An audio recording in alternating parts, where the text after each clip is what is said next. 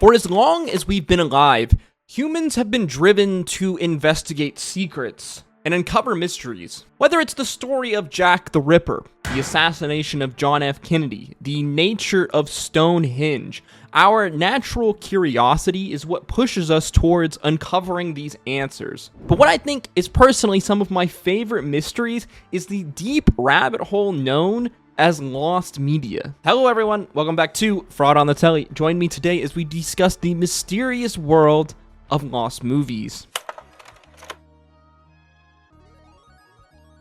So what exactly is lost media? Well, lost media refers to really any work of media or film that has been lost or destroyed. It is a work of film or a movie that we know to have existed at one point. We know it to have been filmed, but henceforth all copies and possibly even the original copy of said movie, said piece of media has been lost. This is really an entire rabbit hole in and of itself, and we're just talking about movies in this video. If we were to talk about movies and shows in general, there are thousands of examples of lost media, especially in the early years of making movies. Because of several very notable fires in film archives such as Warner Brothers and Paramount, this has ultimately resulted in the loss of hundreds of classic films and movies, most likely forever. Today though, I just want to cover a few of some of my favorite examples of lost films and movies, from Spider-Man vs. Dracula to the lost Canadian Shrek film. Here are 8 of some of my favorite examples of lost media of all time. Number 1, Canadian Shrek. If you watched the YouTube short video I put out pretty recently, then you might already know a little bit about Canadian Shrek. Hence the fact that we've been lied to about Shrek from the very beginning, and that Shrek itself is actually Canadian. No, not like a Canadian project. Shrek himself was actually Canadian. You see, SNL superstar Chris Farley was originally cast to be the voice, the sound of the Green Ogre himself. But you see, after his untimely death, DreamWorks decided to tap up Austin Powers and Wayne World star Mike Myers. Shockingly, the original voice that Mike Myers actually used for Shrek was not the Scottish everyman voice that we come to know and love from our big Green Ogre friend. Now, actually, DreamWorks had Mike Myers use a more kind of over-the-top version of his normal, everyday Canadian accent. Hey, I'm no one's messenger boy, okay? I'm a delivery boy. You wouldn't dare. You coming, donkey? Oh, yep, I'm right behind you. Yes, Mike Myers actually did the entire Shrek film in a Canadian accent, and this take of the film made it all the way to the editing bay. Eventually, a rough cut of the CGI Shrek film would be produced, but Myers, upon watching this rough cut, reportedly responded with, "Oof." It was clear he did not like the direction that this version of the film was taking, specifically in his Canadian accent. He just felt it didn't do justice to the actual character of Shrek itself. From here, Myers began his very long campaign of begging DreamWorks to let him reshoot the film, let him reshoot all of his lines in a Scottish accent. Originally, DreamWorks was not on board with this, as they would need to reanimate the film in its entirety, which they estimated to cost around $4 million. But DreamWorks co-founder Steven Spielberg would eventually go to bat for Mike Myers, and eventually DreamWorks would relent, allowing Myers to record the Shrek lines in the Scottish accent, which we know and love. And by the way, he did for free. Ultimately, this was really the best move that DreamWorks probably has ever made, as the Shrek movie, the first Shrek movie, would go on to gross over $491 million. Just let that sit in for a second. It's safe to say that this move by DreamWorks turned out to be a winning one, to say the least. But you see, this Canadian cut of the Shrek movie actually still exists today in the DreamWorks archives. Evidence of this footage can be seen in the Shrek bonus features, which actually shows us several of these lines of the original Shrek dialogue with the Canadian voice. As well, Myers himself in an interview tells this exact same story and references this Canadian Shrek take. Fortunately though, it's unlikely that this alternate version of the Shrek movie will ever be released to the general public, something that I think is rather unfortunate, as God would I pay good money to see a full Shrek Canadian voice movie. Number 2, Noah's Ark, 1928. Ah yes, the classic biblical tale of Noah's Ark, how one man supposedly stuffed 2 of every single species of animal onto a boat. I just got one question for you, Noah. Where were the penguins? The 1928 Warner Brothers production of Noah's Ark was one of the most major motion picture productions of its time, and was one of the first major pioneering movies of this little switch from silent movies to audio, or what they referred to as talkies. But you see, while this movie is extremely culturally significant in the film world for these factors, as well as a variety of others, perhaps what it's maybe better known for is being an absolute clusterfuck and killing 3 actors in its production.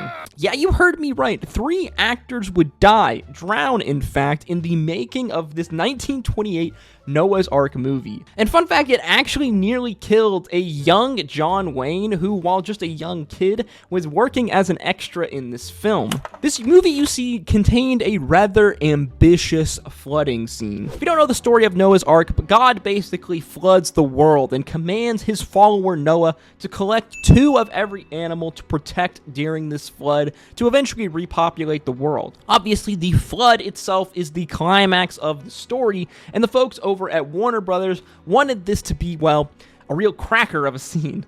The problem was, though, they literally caused 3 actors to drown by just how dangerous they made these flooding waters in trying to record this scene. Noah's Ark would eventually make its cinema debut in New York City in 1928, but the film would receive some harsh backlash from critics, primarily for, well, you guessed it, the aforementioned killing flood scene. You see, the thing is, apparently this flood scene was so traumatizing in the original version of the film, it supposedly contained shots of these aforementioned actors actually drowning in the movie. After receiving all of this backlash, the film eventually decided to take itself back to the editor's chopping block, where they whittled the movie down to 100 minutes from the original 135 minutes of how it debuted in New York. And they cut out much of the, well, traumatizing flood scenes when you compare it to the original. Apparently. To this day, the altered 100-minute version of this film is the only one that survived, the only remnants of the first cut of the film being the articles which criticized it for being, well, uncomfortable. As well, there are statements from actors and stuntmen who worked on said movie, as well as around 90 seconds of some of the surviving original footage of this original flood scene. Oh, and I didn't even mention the fact that somehow the plot of this movie is like a parallel between America in World War I in the story of Noah's Ark. Yeah, I don't even know. Don't even ask, man. Number 3, JoJo's Bizarre Adventure, Phantom Blood. Another piece of lost media which I did a YouTube short on is the lost JoJo's Bizarre Adventure animated movie, Phantom Blood. With JoJo's Bizarre Adventure being such a popular shonen, many people are genuinely surprised to learn that, yes, there is a lost JoJo's movie that originally aired in 2007 that maybe, like, I don't know, a couple of thousand people max have even seen. This movie, JoJo's Bizarre Adventure Phantom Blood, followed the Phantom Blood arc of the manga. The movie would be released in 2007 in Japan and a few other Asian countries, but after its very limited cinema run, the movie would never be seen again. It would never be released in any kind of physical or digital form of any kind, or never re-shown in any way. It's really unknown to this day why this movie was left to be forgotten by its creators. I mean, literally only a few years later in 2012, the JoJo Bizarre Adventures anime would debut to massive success, this title blowing up, and 10 years later, now at the time of recording, is one of the most popular anime really ever, really one of the most popular animes airing right now. Forum posts from this time indicate that the movie itself was just alright. There wasn't anything noticeably bad about it except for a surprise choice not to include a influential character, Robert E.O. Speedwagon, a kind of strange choice as he is an influential character in this arc of the show. Regardless of all of this, it's extremely unlikely that this original version of JoJo's The Phantom Blood movie will ever be released again to the public. It's barely mentioned at all by the JoJo's team as a whole, and the only thing that we have that really proves that this movie was even real is the promotional material, the trailer, and these forum posts. It's likely that somewhere in Japan, the original copy of JoJo Phantom Blood exists, is being kept away from anime fans everywhere. And I'm just going to say it, man. That's some bullshit. Number 4, Batman Fights Dracula, 1967. A short addition in our list, but one of my absolute favorites. Batman Fights Dracula was a 1967 Filipino parody comedy movie which centered around, well, you guessed it, Batman fighting Dracula. The greatest battle between two bats ever to exist. This movie is considered by many to be the most sought after lost Asian film ever, and I mean, come on, you can easily see why.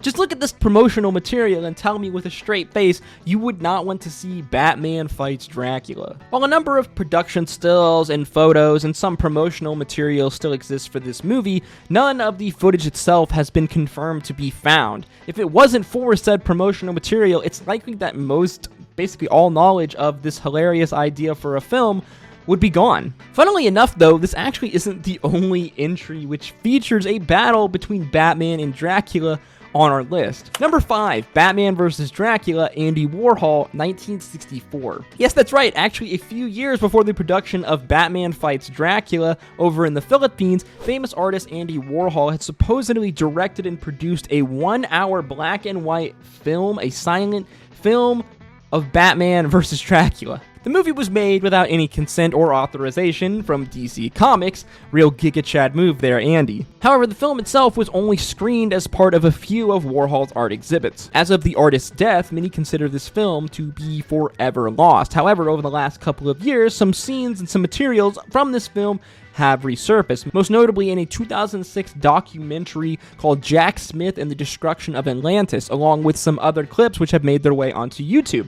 I'd love to show you some of these clips, but the Andy Warhol Museum is a bit trigger happy when it comes to copyright claims, so you're just gonna have to go and watch them yourself. Number 6, Mothman 2000. Ah yes, a movie about Mothman, one of America's favorite cryptids. If you don't know what Mothman is, it's a cryptid, a kind of mythological, mysterious, mythical creature, kind of like Bigfoot. It was reportedly said that Mothman was first seen in 1966 at Point Pleasure, West Virginia.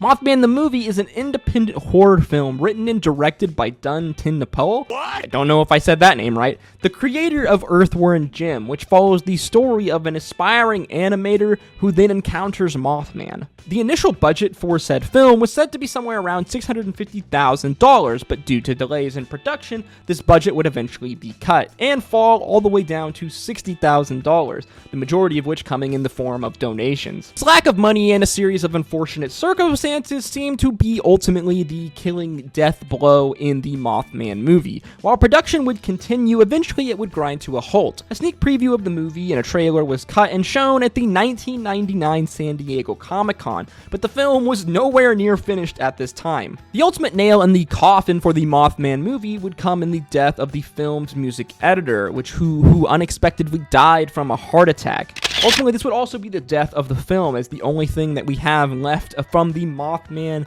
production or production stills, as well as a trailer which was uploaded to YouTube. So I will say that the creator did state in a 2010 interview he was trying to find and acquire this original footage of the film, but 10 years later now at the time of recording, it seems like he's still looking. Number 7, Firelight, 1964. Firelight is a 135-minute science fiction film from 1964, a film which some believe to be one of the most influential sci-fi movies ever made. Yes, more influential than Star Wars even. That's because Firelight was written and directed and produced by a 17-year-old Steven Spielberg and would be the inspiration for his hit movie, Close Encounters with the Third Kind. The film centers around a group of scientists who witness strange lights in the sky before strange occurrences start to take place in their small town. The movie having a twist ending, spoiler alert, which eventually showed the aliens, represented as shadows, coming down to Earth as they plan to abduct this entire town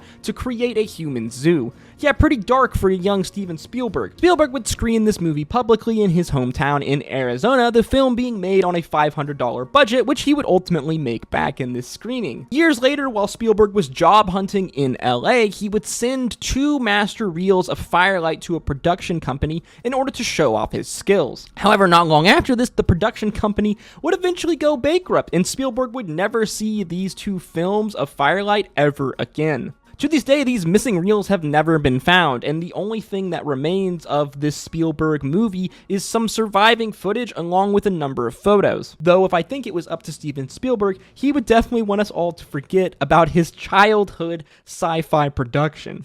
Number 8, Star Wars The Lost Cut. Yes, did you know buried deep within the Lucasfilm's archives is a secret never before released and seen Star Wars movie? Well, yes, I'd hope you know about this, seeing as I did a full in-depth video on it not that long ago. Yes, there is a whole host of Star Wars lost media hidden deep within Lucas archives, and if you want to know more about all of this, then please check out the video on screen now. Specifically though, the Star Wars Lost Cut refers to the original cut and editing of Star Wars A New Hope. This alternate version of the film was cut by the initial editor for George Lucas for A New Hope, but it's reported that Lucas, after having watched the Lost Cut, disliked the pacing and the vibe of it so much that he fired the guy on the spot, replacing him.